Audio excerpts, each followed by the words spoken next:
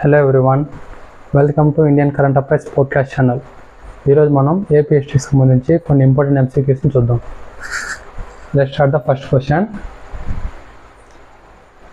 జలకండ అనే సంగీత పరికరం ఈ శాసనంలో పేర్కొనబడింది.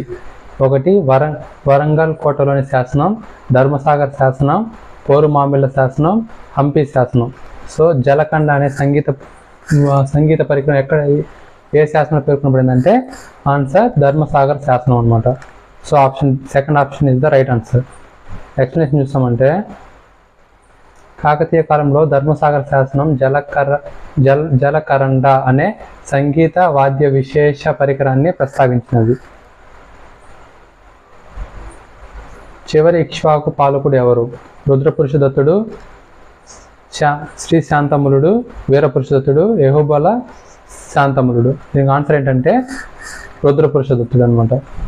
ఎక్స్ప్లెనేషన్ చూస్తామంటే, పల్లవ సింహవర్మ వేయించిన మంచికల్లు శాసనం ప్రకారం పల్లవరాజు సింహవర్మ విజయపూరిపై దండెత్తి రుద్రపురుషదత్తుని ఓడించి ఇక్ష్వాకు వంశాన్ని తుదముట్టించి విజయపూరిని ధ్వంసం చేశాడు.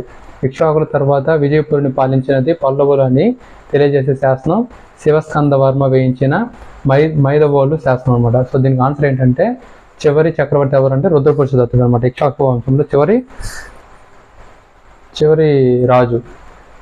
So next question. వితంతు పునర్వివాహ చట్టం ఆమోదించబడిన సంవత్సరం 1879, 1893, 1885, 1856. దీనికి ఆన్సర్ ఏంటంటే 1856. So fourth option is the right answer. 1856లో లార్డ్ డల్హౌసీ వితంతు పునర్వివాహ చట్టాన్ని చేసి వితంతు వివాహకులు చట్టబద్ధత కల్పించాడు. ఈ చట్టం రావడానికి విశేష కృషి చేసినది ఈశ్వరచంద్ర విద్యాసాగర్. Next question.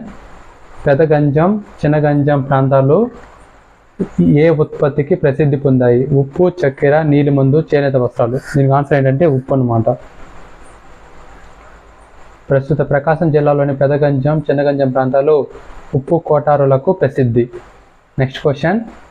బొబ్బిలి యుద్ధంలో విజయరామరాజు వీరి సాయం తీసుకున్నారు. బ్రిటిష్ వాళ్ళదా, కర్ణాటక నవాబుల్దా, హైదరాబాద్ నిజాందా, తర్వాత ఫ్రెంచ్ వాళ్ళదా? ఆన్సర్ ఏంటంటే దీనికి ఫ్రెంచ్ వాళ్ళు అనమాట. So fourth option is the right answer. Vizianagaram పాలకులకు బొబ్బిలి జమీందారులకు మధ్య చిరకాల వైరం ఉండేది.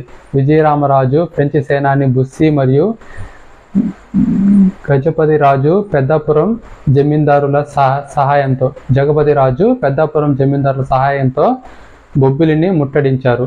1757 జనవరి 24న జరిగిన బొబ్బిలి యుద్ధంలో బొబ్బిలి జమీందారుడైన పెదరంగారావు యుద్ధంలో వధించబడినాడు.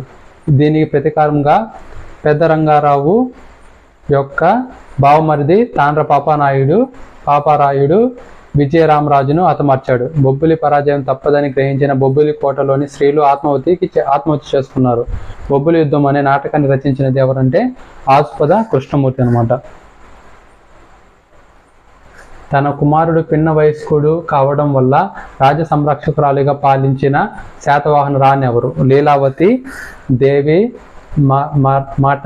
మటారి, గౌతమి బాలశ్రీ, దేవి నాగనిక. దీనికి ఆన్సర్ ఏంటంటే దేవి నాగనిక. సో దేవి నాగనిక మొదటి శాతకర్ణి భార్య నాగనిక. ఈమెను నాయనిక అని కూడా అంటారు. మొదటి శాతకర్ణి చిన్న వయసులోనే మరణించాడు. మొదటి శాతకర్ణి మరణాంతరం అతని కుమారులు నలుగురు చిన్నవారు కావడం వలన దేవి నాగనిక కుమారుడైన వేదసిరి పేరుతో రాజ్యభారం వహించి తన తండ్రి త్రాణకాయిరో సాయంతో కొంతకాలం పరిపాలన నిర్వహించింది. మొదటి శాతకర్ణి మరణాంతరం దేవి నాగనిక ప్రసిద్ధ శాసనం నానాగఢ్ శాసనం వేయించింది. ఈ శాసనం మొదటి శాతకర్ణి విజయాలను తెలుపుతున్నది. ఈ శాసనం అశ్వమేధ యాగాలను మరియు శాతవాహనుల మరాఠుల మధ్య గల వివాహ సంబంధాలను ప్రస్తావిస్తుంది. నానాగఢ్ శాసనంలో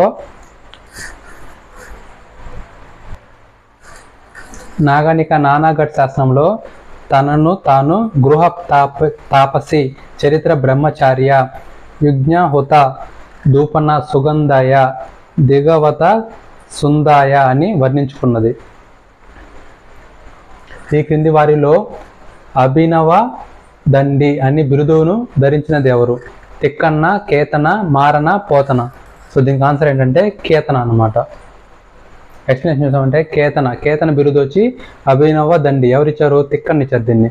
ఇతను దశకుమార చరిత్రను తెలుగులో రచించి తిక్కన్నకు అంకితం ఇచ్చాడు. ఇది తెలుగులో మొదటి కథాకావ్యం. దశకుమార చరిత్ర రచయిత దండి. కేతన తెలుగులో మొట్టమొదటి వ్యాకరణ గ్రంథము అయిన ఆంధ్ర భాషా భూషణమును కూడా రచించాడు. ఇతను తెలుగులో మొట్టమొదటి ధర్మశాస్త్ర గ్రంథమైన విజ్ఞానేశ్వరీయమును రచించాడు. తిక్కన బిరుదులు వచ్చి కవి బ్రహ్మ, ఉభయకవి మిత్రుడు. మారణ తెలుగులో తొలి పురాణ గ్రంథమైన మార్కండేయ పురాణమును రచించాడు. పోతన బిరుదు వచ్చి సహజ కవి. నెక్స్ట్ క్వశ్చన్, వీరేశలింగంను దక్షిణ భారత ఈశ్వరచంద్ర విద్యాసాగరునిగా కీర్తించింది ఎవరు? ఎంజి రనాడే, వేదం వెంకటరాయ శాస్త్రి, శ్రీమతి మానింగ్, సో చందా వర్కర్. సో దీనికి ఆన్సర్ ఏంటంటే MG Ranade, Chandavarkar. So answer ఏంటంటే ఫస్ట్ ఎంజి రనాడే. రనాడే వీరేశలింగంను ఏమని పిలిచాడంటే దక్షిణ భారత ఈశ్వరచంద్ర విద్యాసాగర్గా కీర్తించాడు అనమాట. 1897లో వీరేశలింగం అధ్యక్షతన మద్రాసులో నిర్వహించిన మహిళా సంఘ సంస్కరణ సభలో మహాదేవ గోవింద రనాడే వీరేశలింగానికి దక్షిణ భారత విద్యాసాగరుడు అని బిరుదిచ్చాడు అనమాట. నెక్స్ట్ క్వశ్చన్, శాతవాహనుల కాలంలో నర్తకీమణులు వాడిన మైపూతను ఇలా అన్నారు: అరదలం, మేనికాంతి, కుసుమ లేపనం, ముఖతేజి. ఆన్సర్ ఏంటంటే దీనికి అరదలం అనమాట, అరదలం. సో అప్పుడు నర్తకీమణులు వాడే పౌడర్ లాంటిది అనమాట. సో దాన్ని ఏమన్నారంటే అరదలం అని పిలిచేవాళ్ళు. So first option is the right answer. శాతవాహనుల కాలంలోని సాంఘిక జీవనం అమరావతి శిల్పాలలోను గాథా సప్తసతిలోను కనబడుతుంది. నాట్యకథలు అరదలం అనే మైపూతను వాడేవారు. నాటి ప్రజలు స్నానానికి పసుపు వాడేవారు. మహిళలు కాళ్లకు పారాన్ని రాసుకునేవారు. అమరావతి శిల్పాన్ని బట్టి స్త్రీ పురుషులకు ఆభరణాలపై మోజు ఎక్కువని, కనీస వస్త్రధారణ మాత్రమే చేసేవారని తెలుస్తుంది. నెక్స్ట్ క్వశ్చన్, వాసవి దేవత ప్రధాన క్షేత్రం అలంపురం, ద్రాక్షారామం, పెనుగొండ, అహోబిలం. సో వాసవి దేవత ప్రధాన క్షేత్రం ఎక్కడుందంటే పెనుగొండలో ఉంది. So option 3 is the right answer. Next నేను చూస్తామంటే వాసవి దేవత ప్రధాన క్షేత్రం పెనుగొండ, తూర్పుగోదావరి జిల్లా. తూర్పు చాళుక్యుల కాలంలో వైశ్యులు జైన మతాన్ని విశేషంగా ఆదరించారు. వీరిని కోమట్లు అంటారు. కోమటి అనే మాట ప్రాచీన జైన ఆధ్యాత్మిక వీరుడు గోమటేశ్వరుని పేరు మీదుగా వచ్చి ఉంటుంది. వీరి కుల దేవత వాసవి కన్యక. నెక్స్ట్ క్వశ్చన్, ఈ క్రింది వారిలో శ్రీపర్వత స్వామిని బుద్ధునిగా గుర్తించింది ఎవరు? శంకర నారాయణ్, ఎన్ వెంకటరమణయ్య, కార్తికేయ శర్మ, కిల్హార్న్. దీనికి ఆన్సర్ ఏంటంటే ఎన్ వెంకటరమణయ్య. ఎక్స్ప్లెనేషన్ చూస్తామంటే నేలటూరి వెంకటరమణయ్య శ్రీపర్వత స్వామిని బుద్ధుడిగా పేర్కొన్నారు. ఎందుకనగా శ్రీపర్వత విహారం బౌద్ధ క్షేత్రంగా విశ్వవ్యాప్తంగా ప్రసిద్ధి చెందింది. దీనికి అదనంగా నాగార్జునకొండ శాసనం బుద్ధుని ఇక్ష్వాకు వంశానికి చెందినవాడని చెబుతుంది. కార్తికేయ శర్మ శ్రీపర్వత స్వామిని కార్తికేయుడు అని అన్నాడు. దీనికి కారణము శ్రీ శాంతములుడు కార్తికేయుడిని పూజించడం. విష్ణుకుండునిలో కులదైవం శ్రీపర్వత స్వామియే శ్రీ మల్లికార్జునుడు అని కిల్నాన్ అన్నాడు. దీనికి కారణం ఈయన సమయానికి శ్రీపర్వతంగా పేర్కొనే నాగార్జునకొండ వెలుగులోకి రాకపోవడం. 108 శైవాలయాలను నిర్మించినట్లు చెప్పబడుతున్న చాళుక్య రాజు ఎవరు? 3వ విష్ణువర్ధనుడు, 4వ విష్ణువర్ధనుడు, 2వ విజయాదిత్యుడు, కుబ్జ విష్ణువర్ధనుడు. దీనికి ఆన్సర్ ఏంటంటే 2వ విజయాదిత్యుడు. సో 108 శైవాలయాలను కట్టించిన ఎవరంటే 2వ విజయాదిత్యుడు అనమాట. ఎక్స్ప్లెనేషన్ చూస్తామంటే 2వ విజయాదిత్యుడికి ఇతని సోదరుడు అయిన భీమసాలుకి మధ్య వారసత్వ యుద్ధం దాదాపు 12 సంవత్సరములు జరిగింది. ఈ 12 సంవత్సరముల్లో 108 యుద్ధాలు జరిగాయి. దానికి పరిహారంగా 108 నరేంద్ర మృగేశ్వరాలయాలను నిర్మించాడు. 2వ విజయాదిత్యుడి బిరుదులు వచ్చి నరేంద్ర మృగరాజు, విక్రమదావలి, తర్వాత వచ్చి చాళుక్య రామ. నెక్స్ట్ క్వశ్చన్, కాకతీయ ప్రతాపరుద్రుడు తన జీవిత చరమ దశలో ఇతనికి బందీగా పట్టుబడ్డాడు.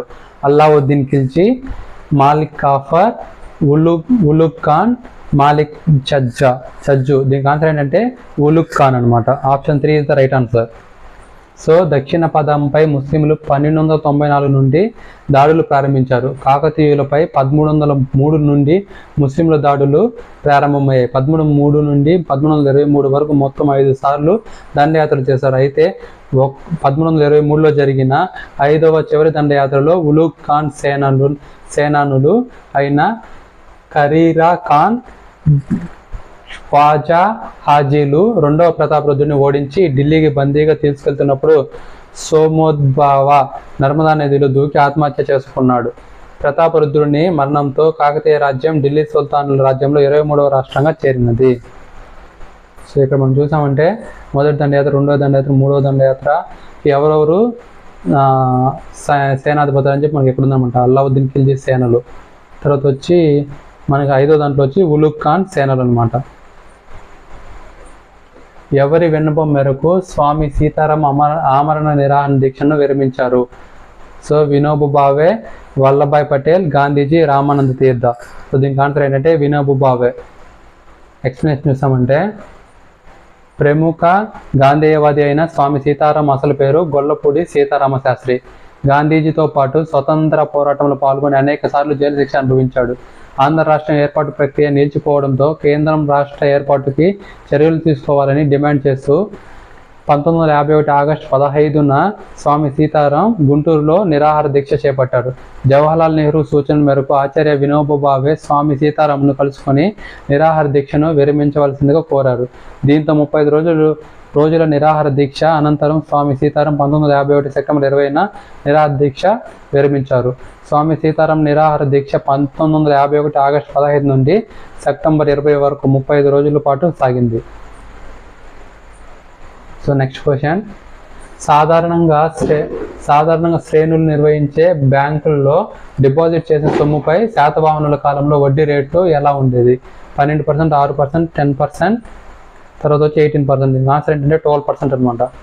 సో నాసిక్ శాసనంలో సహపానుని అల్లుడు అయిన రిషభదత్తుడు బంగారు నాణ్యాలను కొలిక శ్రేణి వద్ద జమ చేసి 12% వడ్డీ పొందేవాడు. గోవర్ధన మండలంలోని కొలిక శ్రేణి 2000 కర్షాపనాల శాశ్వత నిధిని అంగీకరించి దీనికి నెలకు 100కు 1 కర్షకనము చొప్పున వచ్చే 12% వడ్డీతో నాసిక్ గుహ విహారంలోని బౌద్ధ భిక్షువులకు వస్త్రదానం చేసినట్లు శకక్షాత్రపుడు వృషభదత్తుని శాసనం వలన తెలుస్తుంది. నెక్స్ట్ క్వశ్చన్, విజయనగర రీతిలో అందంగా రూపొందించిన చిత్రలేఖనాలు ప్రసిద్ధి చెందిన ఆలయం ఏది? సో దీనికి ఆన్సర్ తిరుపతి, తాడిపత్రి, సింహాచలం, లేపాక్షి. ఆన్సర్ ఏంటంటే లేపాక్షి అనమాట. సో లేపాక్షి వర్ణ చిత్రాలకు ప్రసిద్ధి చెందినది. లేపాక్షి దేవాలయంలో శివ, వీరభద్ర, విష్ణు ఆలయాలు ముఖ మండపాలపై కప్పుల మీద మహాభారత, రామాయణ గాథలు చిత్రీకరించబడినవి. ఇది ఒక జైన చిత్రకళ. అచ్యుతరాయల ఉద్యోగులలో ఒకడైన పెనుగొండ విరూపన్న హిందూపురం సమీపంలోని లేపాక్షిలో అత్యంత సుందరమైన వీరభద్రేశ్వరాలయము నిర్మించాడు. విజయనగర కాలంలో లేపాక్షి ఆలయంలోని చిత్రకళ తలమానికమైనది. ఈ ఆలయము వర్ణ చిత్ర సంపదకు ముఖ్య నిలయము. విజయనగర కాలం నాటి చిత్రలేఖన సౌందర్యానికి ప్రసిద్ధి చెందిన ఆలయాలు హంపి, సోమపాలెం, లేపాక్షి. ఆంధ్రదేశంలో విజయనగర ఆలయాలు ఉన్న ప్రాంతాలు పుష్పగిరి, తాడిపత్రి, లేపాక్షి, చంద్రగిరి, పెనుగొండ. ఆంధ్రదేశంలో విజయనగర రాజులు గోపురాలు సమకూర్చిపెట్టిన ఆలయాలు వచ్చి Tirupati, Srikalahasti, Srisailam. So next question, చిత్రమేలి అనే శ్రేణి ఎవరితో ఏర్పాటవుతుంది? స్వర్ణకారులు, చిత్రకారులు, వ్యవసాయ రైతులు, నృత్యకారులు. దీనికి ఆన్సర్ ఏంటంటే వ్యవసాయ రైతులు అనమాట. Option 3 is the right answer. చిత్రమేలి అనేది కాకతీయుల కాలంలోనే ఒక వ్యవసాయ శ్రేణి. కాకతీయుల కాలంలో వ్యవసాయదారుల సహకార సంఘాలు కూడా ఏర్పడి ఉంటాయనడానికి చిత్రమేలి అనే పేరుతో ఉన్న ఒక వ్యవసాయ సంఘాన్ని గురించి అనంతపురం జిల్లాలో దొరికిన 3 రాతి పలకల సమాచారం సాక్ష్యం ఇస్తున్నది. రెడ్డి రాజుల పాలనా కాలంలో సముద్ర వ్యాపారాన్ని గురించి సమాచారాన్ని ఇచ్చే సాహిత్య గ్రంథం ఇది. హరవిలాస, భీమేశ్వరపుర పురాణం, హరివంశం, కాశీఖండం. దీని ఆన్సర్ ఏంటంటే హరవిలాసం అనమాట. ఎక్స్ప్లెనేషన్ చూసామంటే హరవిలాసం రెడ్డి రాజుల కాలం నాటి సముద్ర వ్యాపారం, విదేశీ వ్యాపారం గురించి విస్తృతమైన సమాచారాన్ని ఇస్తుంది. హరవిలాసం అనే గ్రంథమును శ్రీనాథుడు రచించి తన బాల్యమిత్రుడైన అవ్వచ్చి తిప్పయ్య శెట్టికి అంకితం చేశాడు. శ్రీనాథుని హరవిలాసం గ్రంథాన్ని బట్టి జాఫ్నా, సింహాలం, సుమత్ర, మలయ, ఇండో, చైనా మొదలైన ప్రాంతాలతో విదేశీ వ్యాపారం, వాణిజ్యం జరిగేదని తెలుస్తున్నది. ఈ క్రింది కేంద్రాల్లో పురాతత్వవేత్తలు సూక్ష్మరాతి పరికరాల కేంద్రంగా గుర్తించినదేది? నెల్లూరు, కర్నూలు, గుంటూరు, గిద్దలూరు. సో దీనికి ఆన్సర్ ఏంటంటే గిద్దలూరు అనమాట. సో మధ్యరాతి యుగంలో పరికరాలను అతి సూక్ష్మంగా తయారు చేశారు, అందువల్ల ఈ యుగాన్ని సూక్ష్మరాతి యుగం అని పిలుస్తారు. గిద్దలూరు, నాగార్జున సాగర్, కొండాపూర్లో ఈ యుగపు శిలా పరికరాలు దొరికాయి. ఆంధ్ర ప్రాంతంలో ఈ యుగంలో పరికరాలను కనుగొన్నది బ్రూస్ ఫుట్. ఈ యుగం చివరి దశలో చేతితో కొండలు తయారు చేస్తున్నట్లు జాడలు కనిపిస్తున్నాయి. మృతదేహాలను భూస్థాపితం చేసే ఆచారం కూడా ఈ యుగంలోనే ప్రారంభమైనది. So this is the end of today's class. Thank you very much for watching.